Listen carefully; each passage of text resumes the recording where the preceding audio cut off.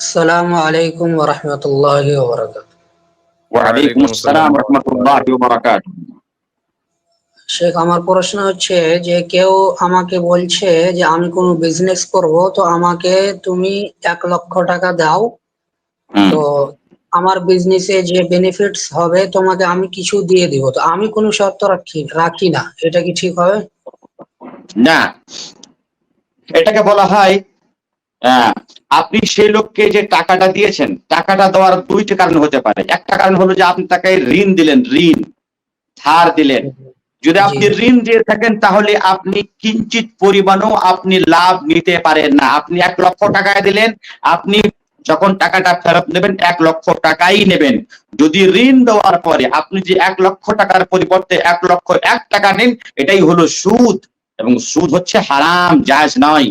দ্বিতীয় কথা হলো যে আপনি যদি তাকে ঋণ বলে না দিয়ে থাকেন, বরং এই কারণে দিয়ে থাকেন যে আপনি 1 লাখ টাকা নিন, ব্যবসা বাণিজ্য করেন, অতি যা লাভ হবে তাতে আমার কিছু আপনার কিছু। এখানে একথা উল্লেখ্য যে আমার কিছু আপনার কিছু, এই কথাটাকে আপনাকে পরিষ্কার করে পার্সেন্টেজ হিসাবে নির্ণয় করে নিতে হবে।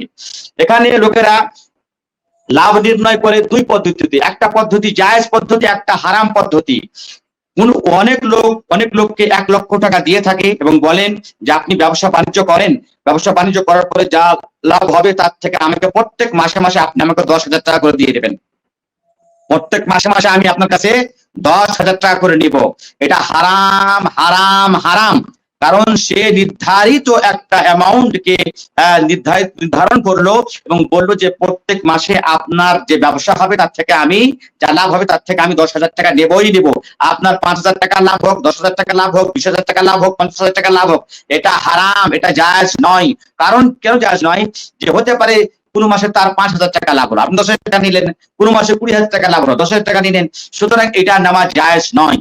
দ্বিতীয় হলো, আপনি 1 লাখ টাকা দিলেন এবং বললেন যে আপনি ব্যবসা বাণিজ্য করেন, যা লাভ হবে তার থেকে 50% আমার, 50% আপনার, বা 30% আমার, 70% আমার, 20% আমার, 80% আমার।